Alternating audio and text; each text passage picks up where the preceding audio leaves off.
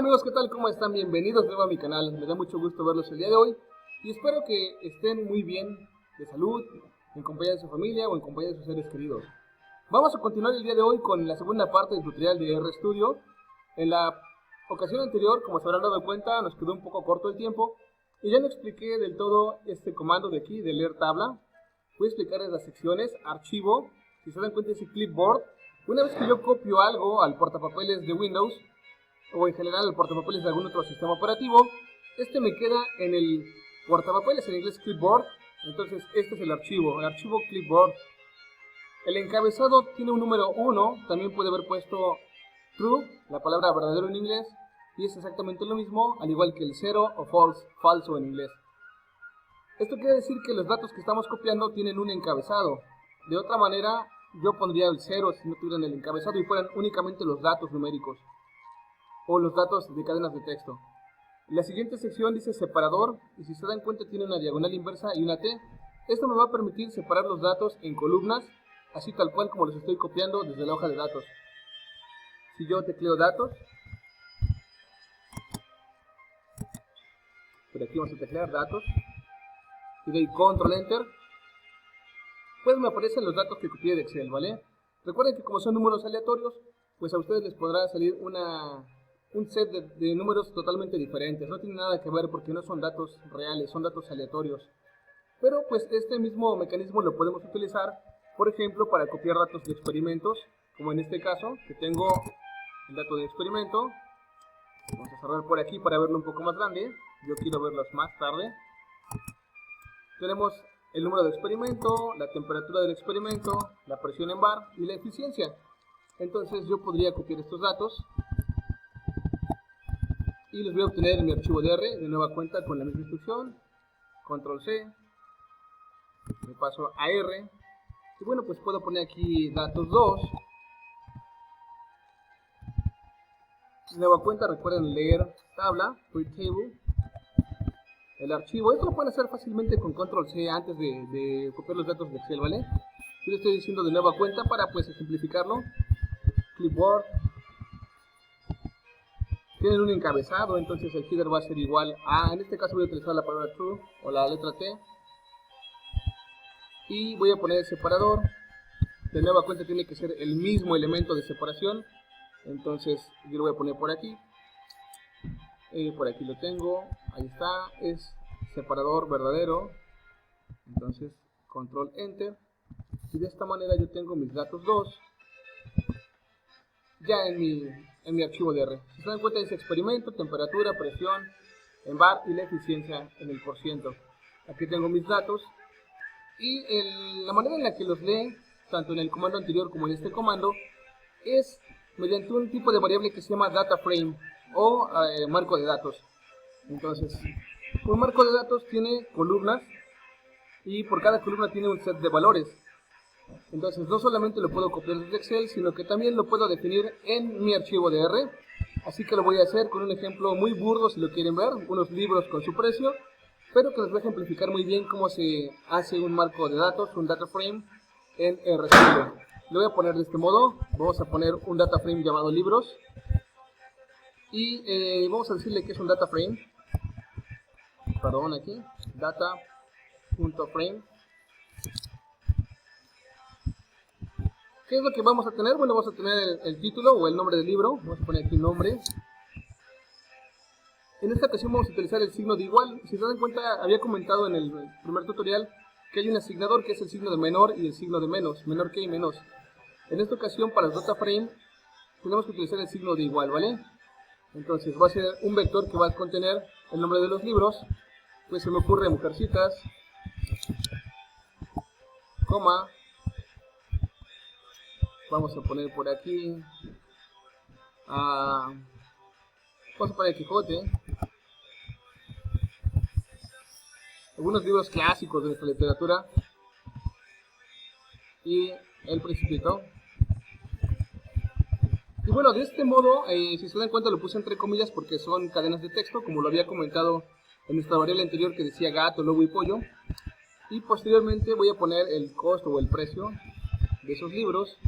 Recuerden que tengo que asignar el signo de igual. De esta manera me queda el nombre de la columna y con el signo de igual le digo cuál es el vector que va a contener esos precios, 200. Este es un número, no requiere comillas, 150 y 180 pesos.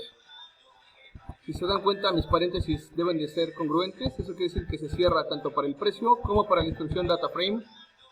Al darle control enter me queda capturada mi variable libros, la cual puedo observar desde aquí, desde las variables de entorno. Voy a observarla desde aquí, libros. Aquí la tengo, doble clic. Y bueno, pues aquí me va a aparecer mi variable. Después de algunos cuantos segundos me voy a regresar para acá. Yo doy libros y control enter. Y ahí me aparecen mis libros. Les recuerdo, R es un software muy veloz, muy rápido. Sin embargo, mi computadora por el momento experimenta algunas dificultades técnicas.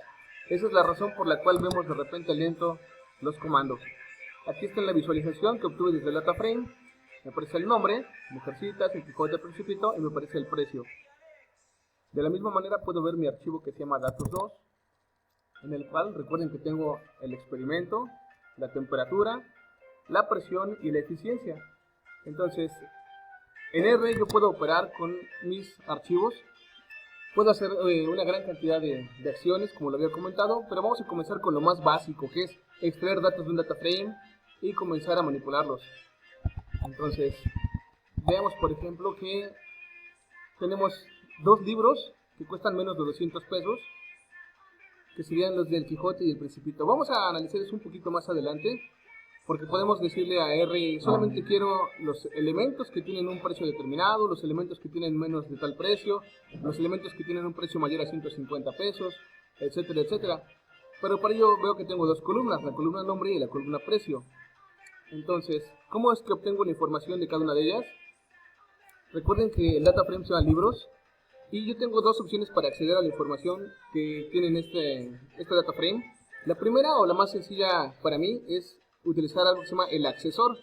El accesor es el símbolo de pesos, y si se dan cuenta al momento de ponerlo, me da las opciones de poner tanto el nombre como el precio. Vamos a ver qué pasa cuando pongo el nombre. Le doy control enter.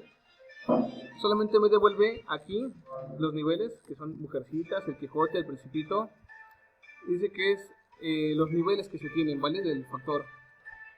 De la misma manera, si yo doy libros y doy el accesor y pongo el precio, control enter, me aparecen aquí los precios directamente, son números, no son factores. En el caso anterior me aparecen como factores con 3 niveles.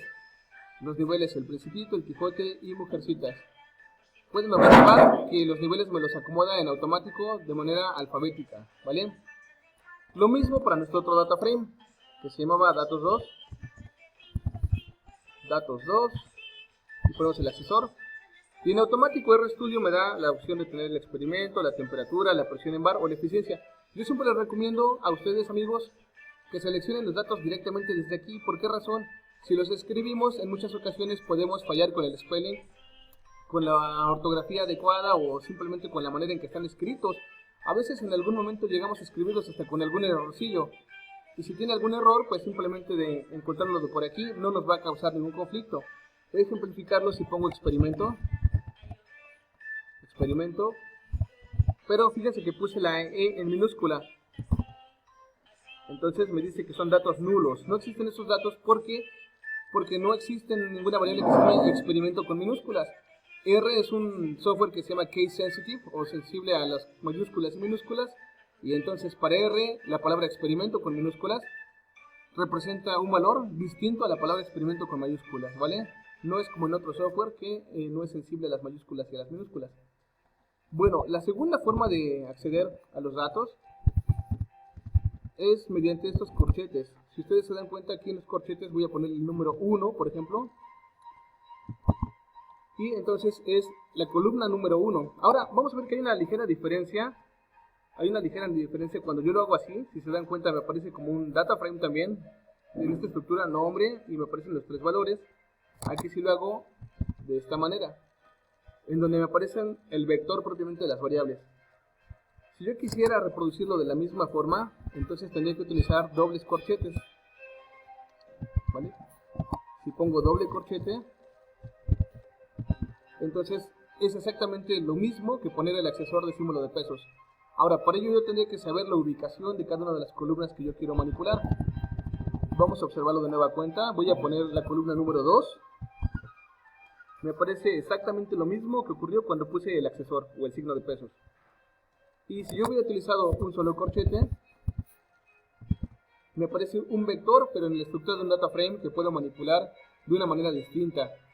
Ya veremos más adelante cómo se manipulan esos valores, pero en este momento quiero que entendamos que hay una diferencia grave, una diferencia fuerte, y es que la segunda estructura me coloca los datos tal cual, de manera que los pueda manipular más rápidamente, y la primera estructura me coloca el vector.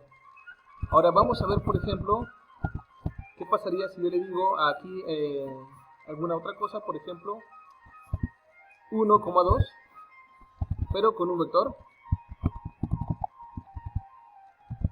Pues me aparecen los dos, ¿vale? En este caso pues tengo dos columnas, no hay gran sentido de hacer esto, pero yo podría tener otros vectores u otros data frames, por ejemplo el de datos 2 que habíamos manipulado hace ratito. Datos 2, recuerden que datos 2 sí tiene una gran cantidad de datos, entonces yo podría querer desplegar a la columna 2 y la columna 3. Ahora voy a ponerlo de esta manera, con una secuencia también automática del 2 al 3, que me despliegue los datos de las columnas 2 y 3. Y observen que la columna 2 era la temperatura y la columna 3 era la presión. Entonces es una forma bastante práctica también de hacerlo. Y en este sentido, pues lo que yo puedo analizar es los datos de un gran data frame, que podría ser incluso información geográfica, información estadística. Recordemos ahora, por ejemplo, con el problema de la pandemia del coronavirus, manejamos grandes cantidades de datos. Entonces aquí lo estoy ejemplificando con unos libros prácticamente de broma, pues podría decirse un data frame de tres valores y de 2 columnas, pero pues en realidad imaginen los municipios o las alcaldías que puede tener su país, y con datos de edades, condición social, número de contagios. Entonces se aplica exactamente lo mismo, ¿vale? Ahora, ¿qué pasaría si yo quisiera conocer, por ejemplo, el precio de algunos libros, o quisiera filtrar mi búsqueda solamente para obtener algunos libros que tengan un precio adecuado para mí? Yo puedo poner el vector libros. Recuerden que el corchete me permite acceder a la información, entonces le voy a poner tal cual que el valor o el precio del libro es un valor menor a 200 pesos, ¿vale? Entonces aquí me va a aparecer esta información. Me falta poner una coma. Me faltó una coma, ahora sí, ¿vale? Entonces dice que del data frame libros, yo deseo conocer aquellos que el precio del libro es menos de 200 pesos. Doy esta coma para que me entregue exactamente los mismos resultados de todo el data frame. También podría decirle nada más de la columna 1 o de la columna 2, pero de esta manera yo obtengo un primer filtro de mis datos, ¿vale? ¿Qué pasaría, por ejemplo, si yo quisiera conocer los libros que tienen un precio mayor a los 150 pesos? A ver, libros que tienen un precio mayor a los 150 pesos. Solamente me aparecería ahora Mujercitas y El Principito con 200 y 180. O qué pasaría si yo quisiera conocer en un gran set de datos, podría ser el caso que yo quisiera conocer aquellos que valen exactamente 150 pesos. Ven que el exactamente es doble signo de igual. Solamente me aparece El Quijote. Bien, o la otra opción sería que pudiéramos querer exactamente encontrar la negación de un valor, ¿vale? En ese caso vamos a aplicar la negación con el signo de admiración y vamos a decir, por ejemplo, que sean los libros que no valgan exactamente igual. Vamos a ver, aquí está la negación, este signo de admiración, que no valgan exactamente igual a 180 pesos, ¿vale? Y vamos a poner aquí, perdón, aquí no sería con el doble signo de igual, sería con este signo simplemente. Y aquí me aparecen los dos libros que no valen esa cantidad. Bueno, pues eso sería todo por el día de hoy.